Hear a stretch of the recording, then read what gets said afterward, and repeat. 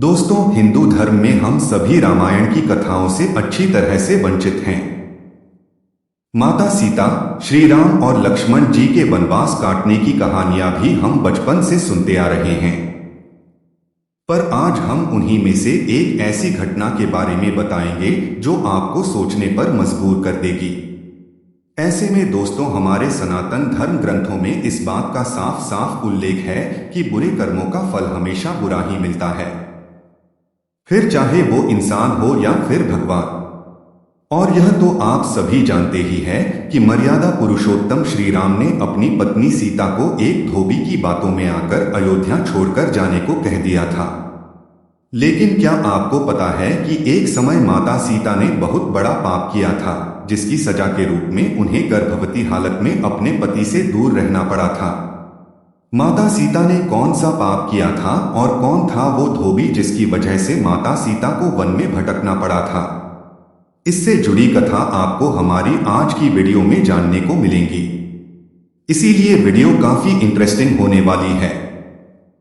इसीलिए इसे बिना स्किप किए एंड तक जरूर देखिएगा। दोस्तों, जिस कथा के बारे में मैं आपको बताने जा रहा हूं उसका उल्लेख आपको रामायण में मिल जाएगा। दरअसल रामायण कई भाषाओं में लिखी गई है। ऐसे में अलग अलग रामायण में कई तरह की दंत कथाएं मिलती है और ऐसी ही एक दंत कथा माता सीता से जुड़ी हुई है, जिसके मुताबिक त्रेता युग में मिथिला नगरी में जनक नाम के राजवंश का राज हुआ करता था। जनक राजवंश के एक ही राजा थे, राजा जनक, जो एक बार यज्ञ के लिए जमीन जोत रहे थे। उसी समय जमीन में उन्हें एक छोटी सी कन्या मिली। कन्या के सुंदर नैन नक्श को देखकर राजा बहुत खुश हुए, इसलिए उन्होंने उस कन्या को अपनी पुत्री के रूप में गोद ले लिया और यही कन्या सीता के नाम से जानी गई। जब सीता थोड़ी बड़ी हुई तो एक दिन अपनी सहेलियों के साथ अपने महल के बगीचे में घूम रही थी। तभी अचानक उनकी नजर एक तोते के जोड़े पर पड़ी, जो देखने में बहुत ही ज्यादा खूबसूरत थे। तोते का जोड़ा एक पेड़ पर बैठकर सीता जी के बारे में ही बातें कर रहा था। उनके मुख से अपने भविष्य की चर्चा सुनकर सीता जी को बड़ा आश्चर्य हुआ। कहते हैं कि उनमें से मादा तोता बोल रही थी कि पृथ्वी पर श्री राम नाम से विख्यात एक बड़े सुंदर राजा होंगे और उनकी महारानी का नाम जानकी होगा। श्री राम देवी जानकी के साथ कई वर्षों तक राज करेंगे। धन्य है वो जानकी देवी और धन्य है वो प्रजा जिन्हें प्रभु श्री राम जैसे राजा मिलेंगे। एक साधारण तोते के मुख से अपने भावी पति का नाम सुनकर माता सीता अचंभित हो गई। उन्हें अपने बारे में और जानने की इच्छा जागृत हुई। इसीलिए माता सीता ने अपने महल के पहरेदारों को बोलकर दोनों पक्षियों को पकड़ लिया और फिर दोनों को पुचकारते हुए पूछा, तुम दोनों पक्षियों को भविष्य के बारे में इतना ज्ञान कहां से प्राप्त हुआ? तब पक्षियों ने बताया कि इससे पहले हम ऋषि वाल्मीकि के आश्रम में रहते थे, जहां रोज राम और सीता के जीवन के बारे में बताया जाता है। इसीलिए हमें उन दोनों के बारे में हर चीज कंठस्थ याद हो गई है। सीता जी ने जब ये सुना तो उन्होंने सोचा कि दोनों पक्षी तो बहुत ही दिव्य है, क्यों ना मैं इन्हें बहला फुसलाकर अपने जीवन से जुड़ी सारी बातें पूछे।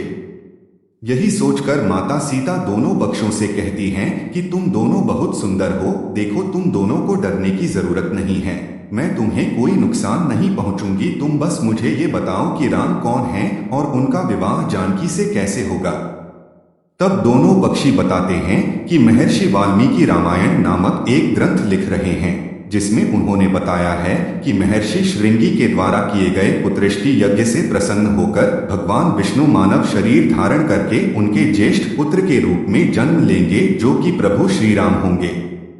बड़े होने पर श्री राम महर्षि विश्वामित्र और अपने छोटे भाई लक्ष्मण के साथ हाथ में धनुष लिए मिथिला आएंगे और वहां शिवजी के धनुष को तोड़कर जानकी से विवाह करेंगे। इतना सुनने के बाद माता सीता उन दोनों पक्षियों को बताती है कि जिस जानकी की तुम लोग बात कर रहे हो वो मैं सीता भी हूं और मैं जानकी भी हूं, इसलिए तुम बताओ कि मेरे प्रभु श्री राम कैसे दिखते हैं। इस पर नर तोता माता सीता को बताता है कि श्री रामचंद्र का मुख कमल के समान सुंदर है। उनके नेत्र बड़े और खिले हुए हैं, उनकी नाक ऊंची और भुजाएं घुटनों तक जाती है। उनका गला शंख के समान है और उनकी सुंदरता का क्या वर्णन करूं, उनके गुणों का बखान तो 100 मुख वाला भी नहीं कर सकता। दोनों पक्षी आगे एक साथ कहते हैं, माता जानकी आप धन्य हैं जो आपको रघुनाथ जी की पत्नी बनने का सौभाग्य मिला है। आपकी जोड़ी तीनों लोगों में सबसे अद्भुत होगी। इतना सुनकर देवी सीता उनसे एक सवाल पूछती है और वह तोते का जोड़ा उनके सवालों का जवाब देता है। और इस तरह से देवी सीता जी सवाल पूछती जाती है और तोते का जोड़ा जवाब देता रहा। लेकिन एक समय के बाद दोनों तोतों की बात सुनकर सीता जी के मन में लालच आ गया। इसीलिए वह दोनों पक्षियों से कहती हैं कि जब तक मेरा विवाह नहीं हो जाता तुम दोनों मेरे साथ राजमहल में रहोगे। इस पर नर तोता माता सीता से कहता है, मेरी पत्नी गर्भवती है, इसलिए ऐसे समय में उसको जाने दे। हम दोनों कभी एक दूसरे का वियोग सहन नहीं कर सकते, इसलिए आप मेरी पत्नी को जाने दीजिए। लेकिन माता सीता ने नर तोते की एक भी ना सुने। इस पर मादा तोते ने माता सीता से गिड़गिड़ाते हुए कहा, मैं धर्मवती हूं, आप मुझ पर तरस खाएं, मुझे जाने दें, मैं अपने स्थान पर जाकर बच्चे पैदा करूंगी और आप चाहेंगे तो उसके बाद मैं फिर से यहां आ जाऊंगी। लेकिन देवी सीता अभी भी मादा तोते को छोड़ने के लिए तैयार न थी। इस पर मादा तोते को गुस्सा आ गया और वह माता सीता को श्राप देते हुए कहती हैं कि जिस तरह तुमने गर्भावस्था में मेरे पति से मुझको अलग कर दिया है, वैसे ही गर्भावस्था के दौरान तुमको भी पति वियोग सहना पड़ेगा। इतना कहकर मादा तोता वहीं अपने प्राण त्याग देती है। मादा तोता के प्राण त्यागना के बाद नर तोता भी अपनी पत्नी के वियोग में प्राण त्याग देता है। लेकिन प्राण त्यागना से पहले माता सीता से कहता है कि तुमने जो कर्म किया है उसकी सजा मिलकर रहेगी और तुम्हें सजा दिलाने के लिए मैं मनुष्य से भरी श्री राम की नगरी अयोध्या में इंसान के रूप में जन्म लूंगा और मेरे ही कारण तुम्हें पति के वियोग का दुख उठाना पड़ेगा। कहा जाता है कि तोते की बात सुनकर माता सीता को बहुत दुख हुआ, लेकिन तब तक बहुत देर हो चुकी थी और माता सीता चाहकर भी कुछ नहीं कर सकती थी। बताया जाता है कि अगले जन्म में यह तोता वही धोबी था जिसने माता सीता के चरित्र पर उंगली उठाई थी, जिसके बाद प्रभु श्री राम ने सीता को गर्भावस्था के दौरान त्याग दिया था। तब माता सीता वन में भटकते हुए महर्षि वाल्मीकि के आश्रम में पहुंची और वहीं पर उन्होंने लवकुश को जन्म दिया।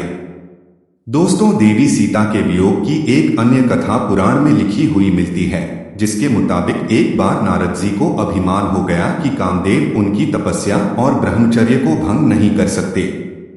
जब उन्होंने यह बात अभिमान में अपने आराध्य देव भगवान विष्णु जी को बताई, तब विष्णु जी ने नारद के घमंड को तोड़ने के लिए एक योजना बनाई।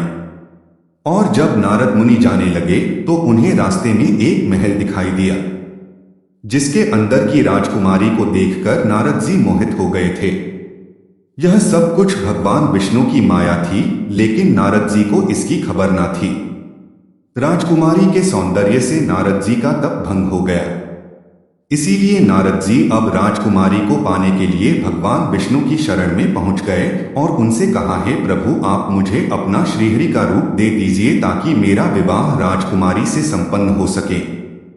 तब भगवान विष्णु ने कहा, हे नारद जी, कहीं ऐसा ना हो कि आप इस रूप को लेकर बाद में पछताने लगे। दरअसल नारद जी राजकुमारी का रूप देखकर भूल गए थे कि भगवान विष्णु का रूप एक वानर का भी है और नारद जी के घमंड को तोड़ने के लिए भगवान विष्णु ने अपना वानर रूप ही नारद जी को दे दिया। जब नारद जी राजकुमारी के स्वयंवर में पहुंचे, तब पूरी सभा नारद जी के बंदर वाले मुख को देखकर हंसने लगी और राजकुमारी ने भी इनके मुख को देखकर उन्हें वरमाला नहीं पहनाई। कहा जाता है कि उसी समय भगवान विष्णु उस सभा में पधारे, जिन्हें देखकर राजकुमारी ने उनको माला पहना दी। ये सब कुछ देखकर नारद जी अचंभित हो उठे। उन्हें समझ नहीं आ रहा था कि क्यों सब लोग उन्हें देखकर हंस रहे हैं। तभी नारद जी को महल के पात्र में पानी दिखाई दिया, जिसमें उन्होंने अपना मुख देखा। पानी में अपना वानर वाला मुख देखकर नारद जी क्रोधित हो गए और क्रोध में उन्होंने भगवान विष्णु को श्राप दे दिया कि जिस तरह आज मैं स्त्री के लिए तड़पा हूं, आप भी पृथ्वी पर जन्म लेकर स्त्री वियोग का सामना करेंगे। नारद जी के मुख से कठोर शब्दों को सुनकर भगवान विष्णु ने अपनी माया का प्रभाव समाप्त कर दिया। इसके बाद दोस्तों नारद जी को अपनी गलती का एहसास हुआ और उन्होंने क्षमा मांगी और कहा जाता है कि नारद जी के श्राप की वजह से भगवान विष्णु को अपने रामावतार में माता सीता के वियोग का सामना करना पड़ा। तो दोस्तों अब आप हमें बताइए कि आपको क्या लगता है किसके श्राप की वजह से माता सीता को प्रभु श्री राम से दूर रहना पड़ा? अपने जवाब हमें कमेंट में दोस्तों जरूर बताएगा। इसी के साथ आज के वीडियो में बस इतना ही। अगर वीडियो अच्छी लगी तो इस वीडियो को लाइक करें, शेयर करें और चैनल को सब्सक्राइब करके बेल आइकन को प्रेस करें ताकि आने वाली नई वीडियो उसकी अपडेट आपको मिलती रहे। आपका बहुत बहुत धन्यवाद।